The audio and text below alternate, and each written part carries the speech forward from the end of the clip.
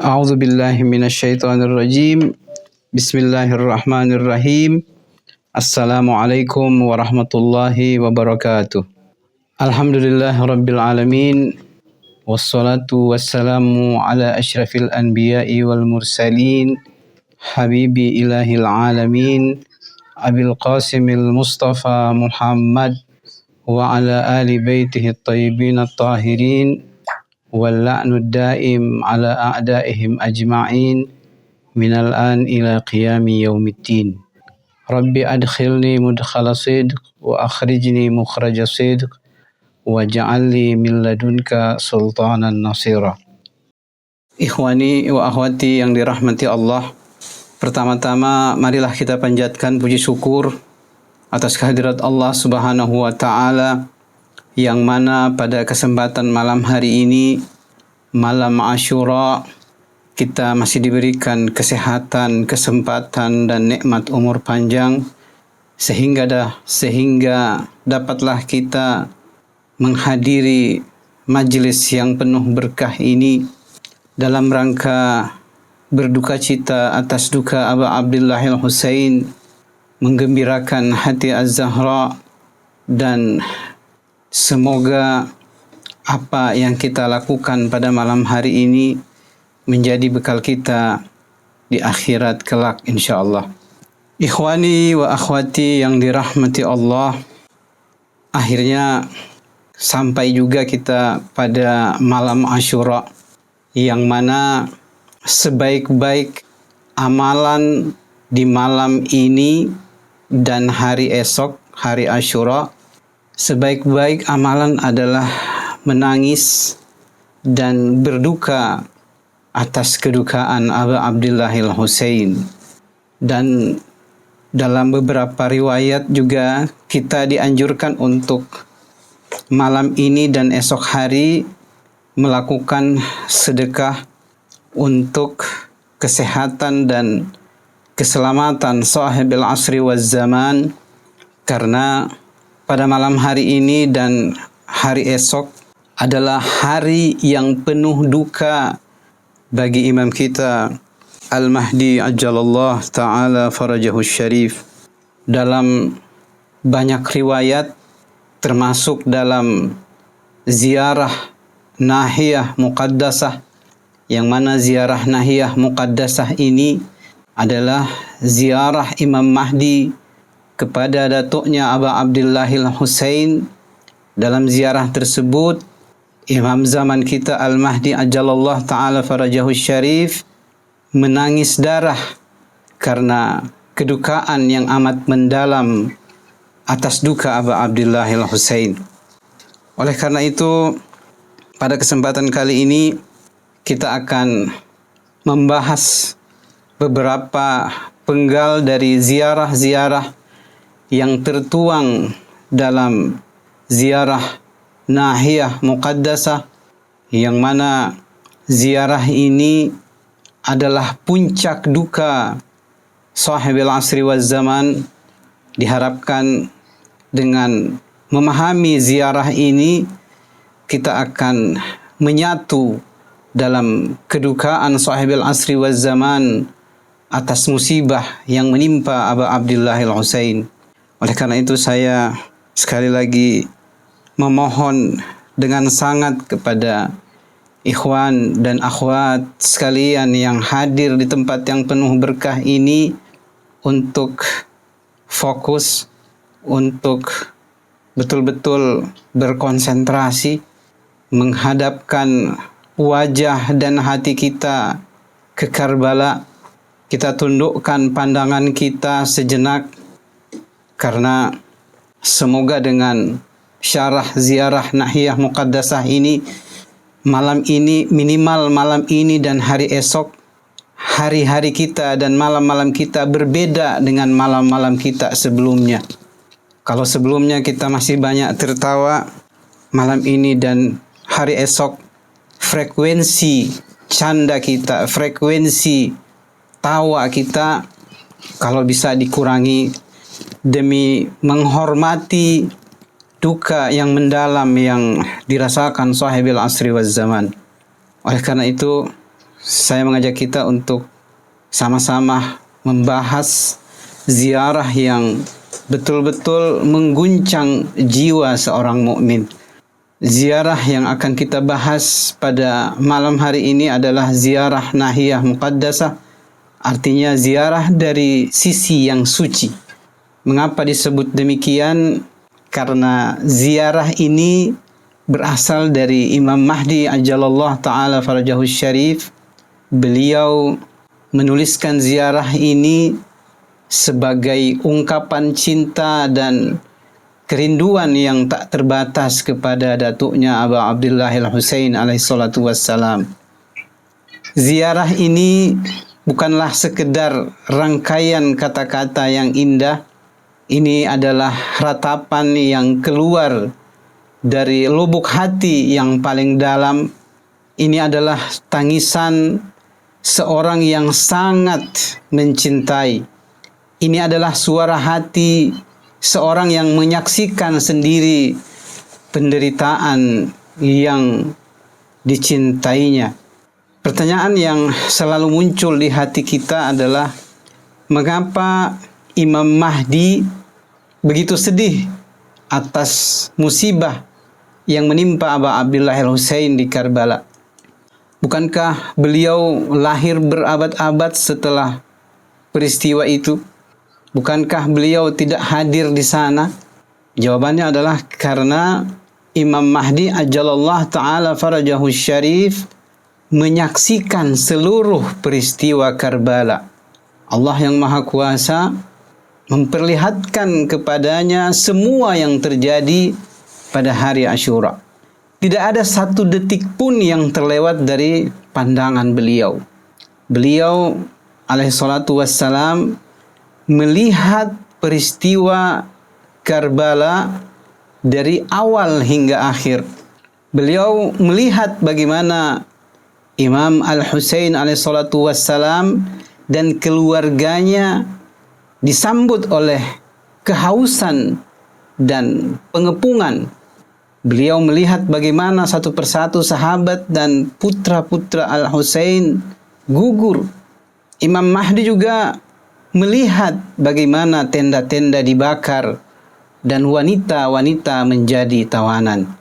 Jadi ada satu pesan dari seorang marja besar.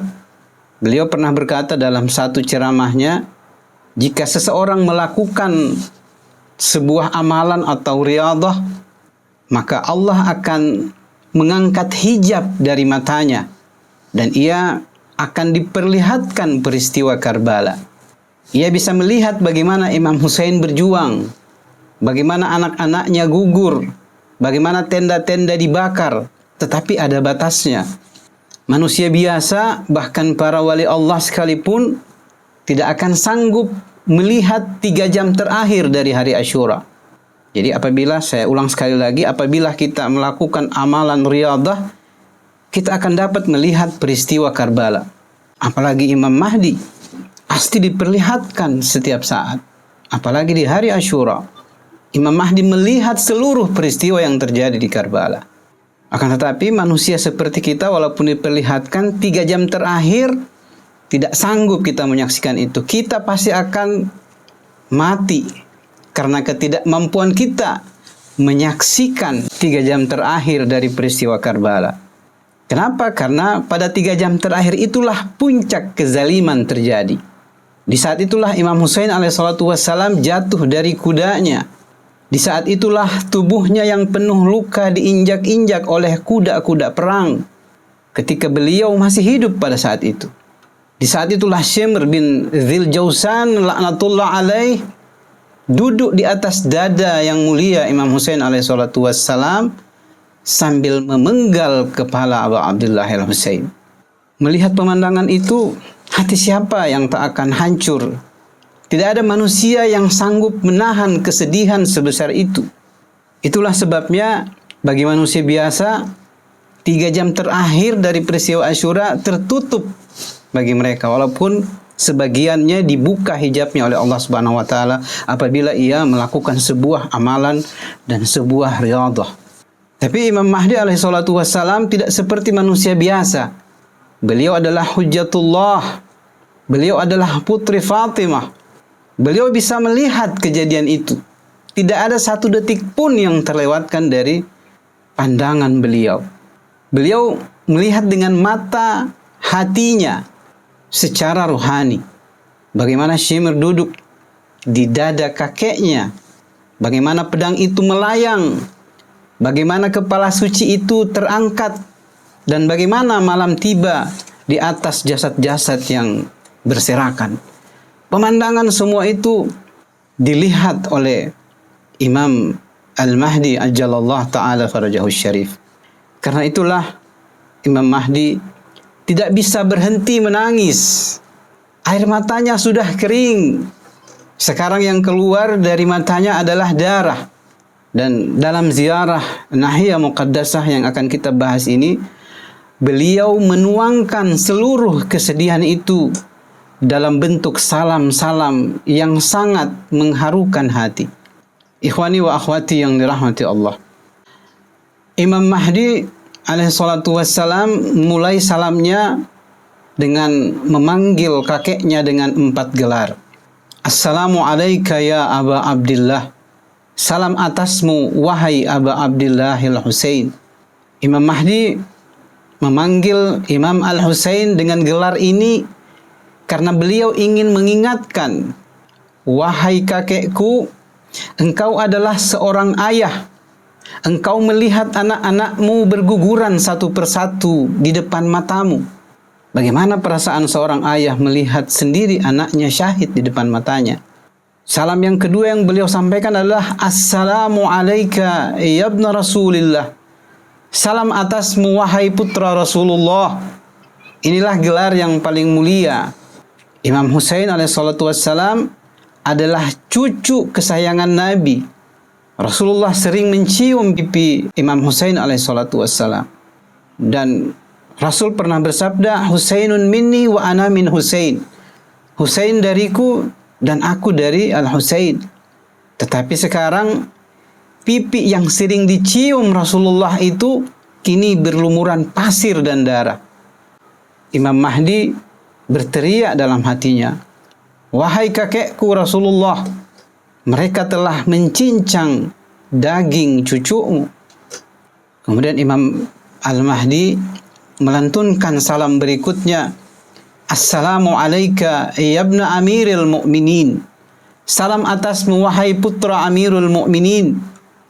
Imam Husain adalah putra Imam Ali alaihissalatu wassalam. Imam Ali adalah seorang yang paling berani di medan perang. Tetapi pada hari Asyura, tidak ada seorang pun yang mewarisi keberanian Imam Ali kecuali Al-Husain. Imam Mahdi alaihissalatu wassalam berkata, wahai kakekku Ali, semangatmu hidup dalam diri Al-Husain. Dia tidak lari, dia tidak menyerah. Dia berdiri seperti engkau berdiri di Uhud dan Handak. Selanjutnya Imam Mahdi melantunkan salam berikutnya. Assalamu alayka ya ibna Fatimah sayyidati nisa'il alamin. Salam atasmu wahai putra Fatimah, penghulu wanita seluruh alam. Mengapa Imam Mahdi mengulang gelar Fatimah, putra Fatimah? Karena Imam Mahdi ingin kita mengingat seorang ibu, wanita yang paling mulia di surga, melihat putranya Al-Husain yang sangat dicintainya. Dan Sayyidah Fatimah pernah berkata tentang Al-Husain, siapa yang ingin melihat sebaik-baik anak Adam, maka lihatlah Al-Husain. Tetapi sekarang sebaik-baik anak Adam itu terbaring di atas tanah yang panas. Tidak ada yang memeluknya, tidak ada yang menutupi matanya. Imam Mahdi alaihissalatu wassalam seakan-akan berbisik, wahai ibuku Fatimah, aku melihat darah putramu mengalir di padang pasir dan aku tidak bisa menolongnya. Kemudian Imam Al-Mahdi alaihissalatu wassalam beralih ke sebuah pemandangan berikutnya. Beliau melihat pemandangan yang paling mengerikan. Di satu sisi kepala suci kakeknya terpancang di ujung tombak.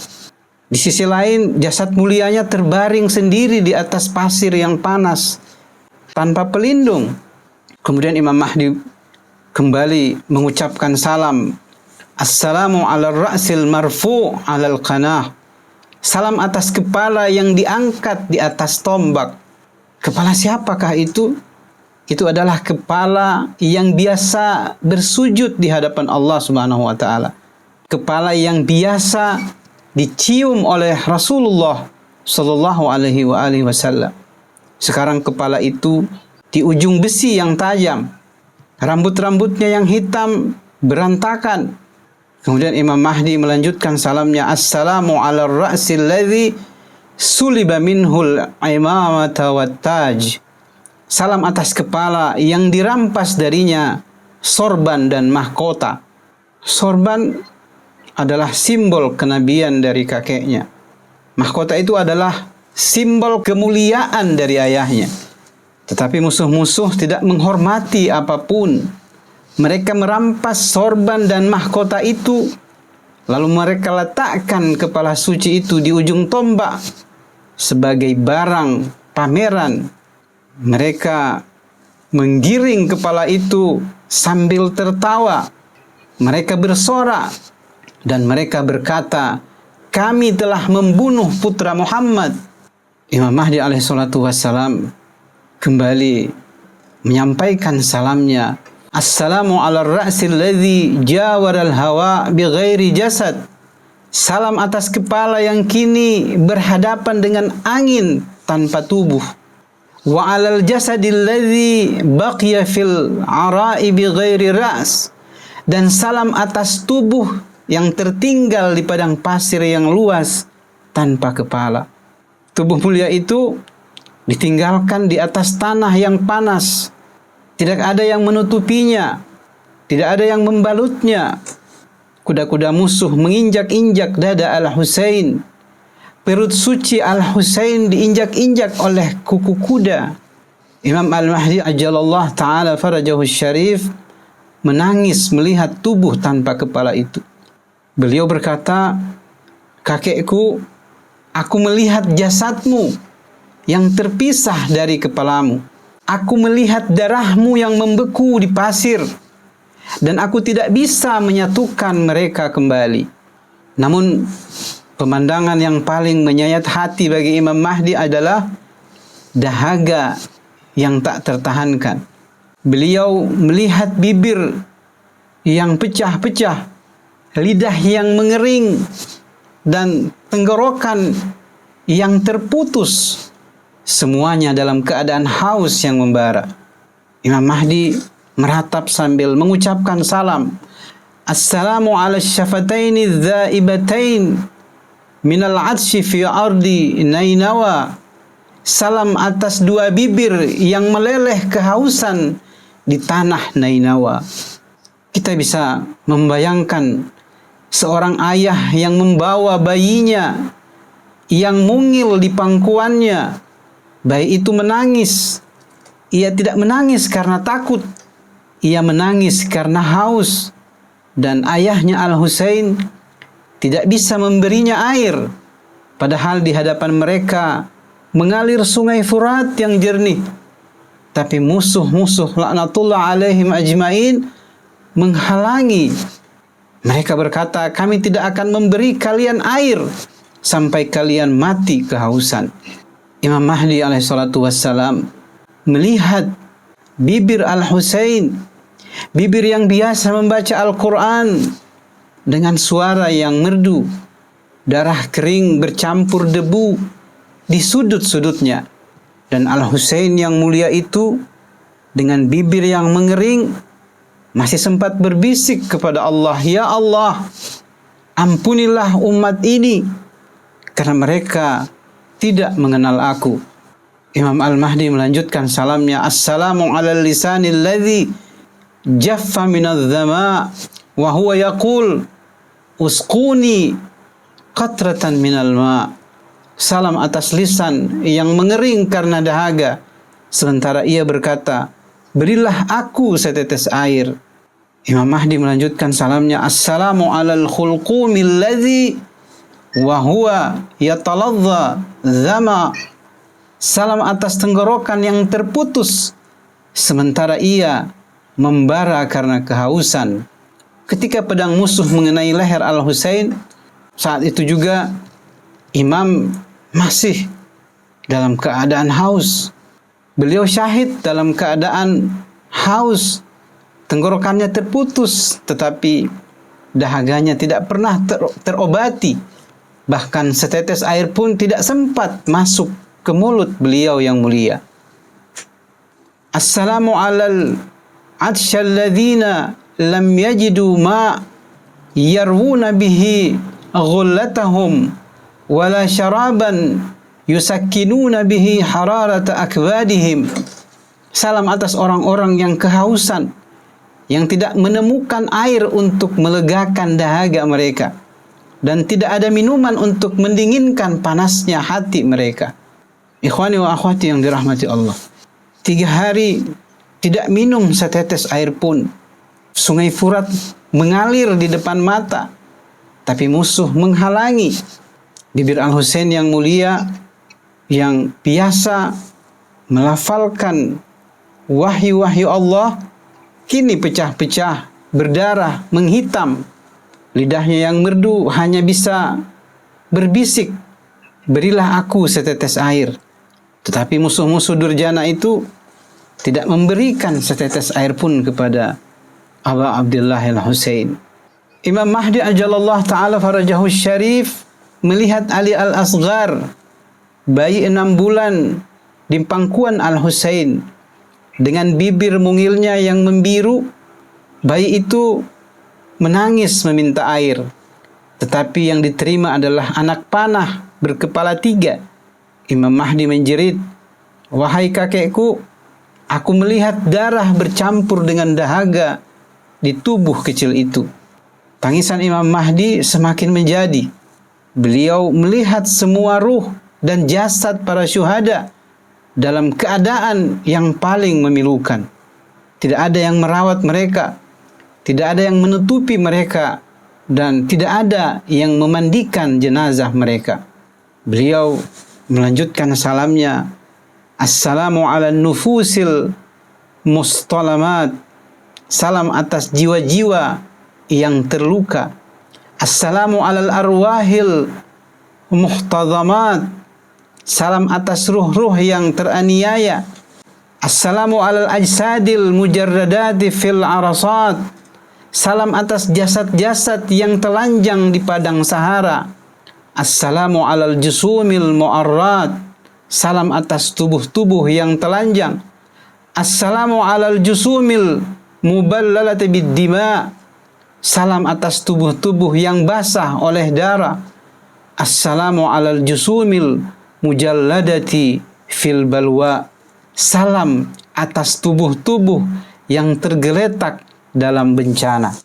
Ikhwani wa akhwati yang dirahmati Allah, Imam Mahdi alaihissalatu wassalam melihat tubuh Ali Akbar yang tercabik pedang, tubuh Al-Abbas yang kedua tangannya putus, tubuh Aun dan Muhammad yang saling berpelukan di akhir hayat, dan tubuh Al-Husain yang dadanya diinjak-injak oleh kuda. Beliau menangis.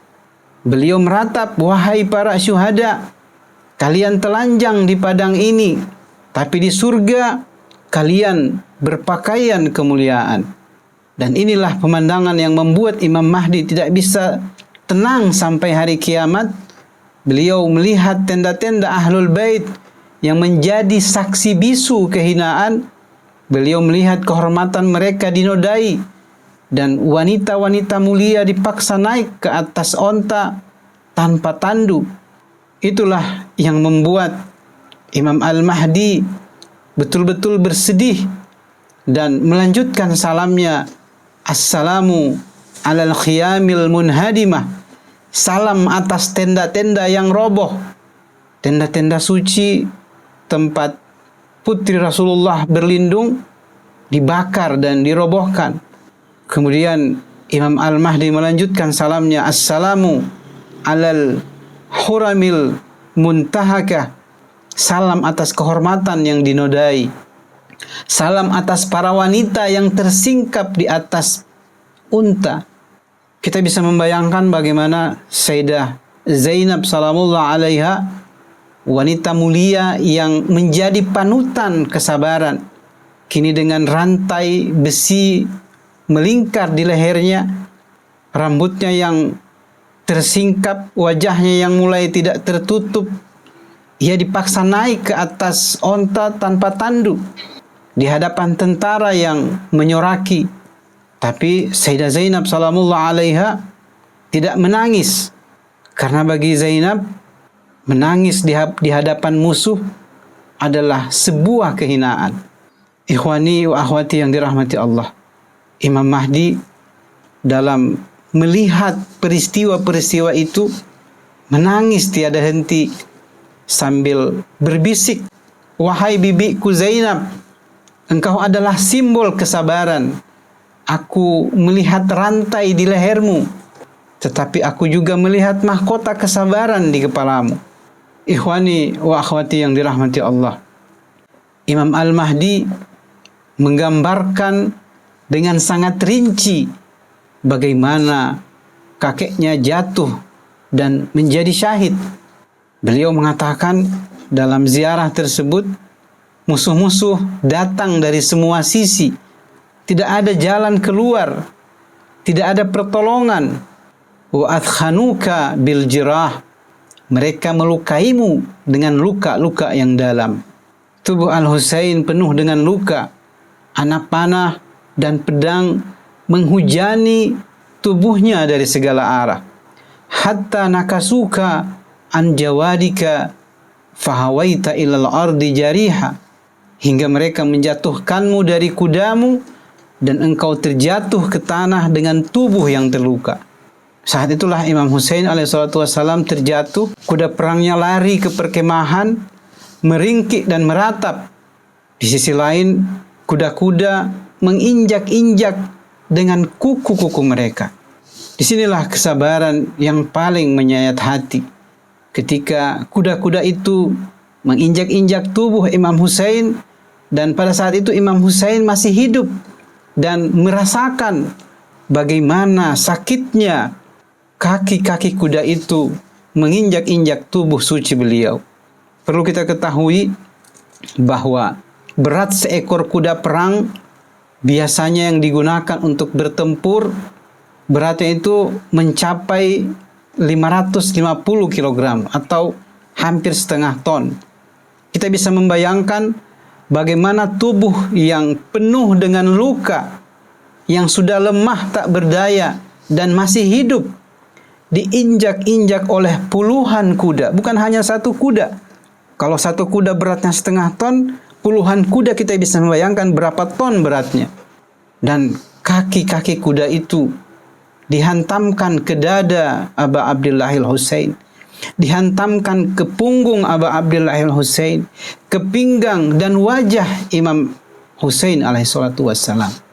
Ikhwani wa akhwati yang dirahmati Allah, Imam Mahdi alaihissalatu wassalam melanjutkan ziarahnya dan berkata, "Qad rasyaha lil mauti jabinuk." Keringat maut telah membasahi dahimu. Tidak cukup sampai di situ. Shimr bin Ziljaushan, manusia terkutuk yang paling kejam, turun dari kudanya. Ia duduk di atas dada Imam Al-Husain yang masih hidup.